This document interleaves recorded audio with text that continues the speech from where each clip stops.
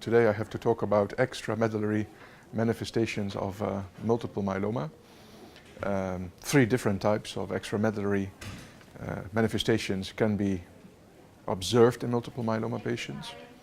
First, we have two different types of extramedullary plasmacytomas. The first type is still in contact with bone, and the other type is not in contact with bone, and that's the true extramedullary plasmacytoma, which arises by hematogenous spread of myeloma cells. And then the third type of extramedullary manifestation is plasma cell leukemia, which may arise without preceding myeloma, and that's called primary plasma cell leukemia, or it may arise from a pre-existing multiple myeloma, and then it's called secondary multiple myeloma, secondary plasma cell leukemia. And all this is relevant because extramedullary plasmacytomas may compress structures, may cause problems and trouble, and therefore you have to be aware that these plasmacytomas are there so that you can take appropriate actions, therapeutic interventions. On the other hand, also the presence of extramedullary plasmacytomas, the true extramedullary plasmacytomas, is associated with impaired survival. So it's also one of the most important prognostic factors which are important for the treating physician to also take appropriate action.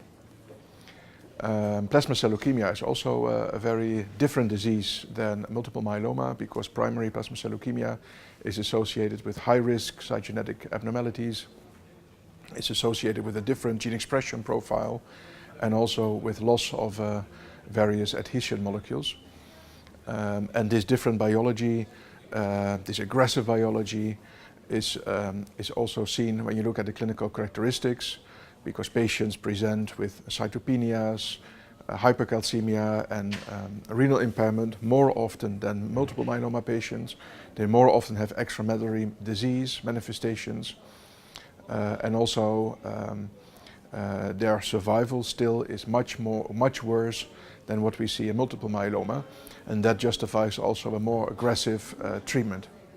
So a triple regimen with an IMiD and a PI, double autologous stem cell transplantation, or first an autologous stem cell transplant and then in younger patients also an allotransplant, followed by maintenance and consolidation. So an aggressive disease, aggressive biology, but also a more powerful aggressive treatment approach. What is also important in primary plasma cell leukemia is that there is a high rate of early mortality due to infections, due to complications of therapy and the disease. And therefore it's also important to institute appropriate antibacterial, antiviral, antifungal prophylaxis, as well as measures to prevent tumor lysis syndrome.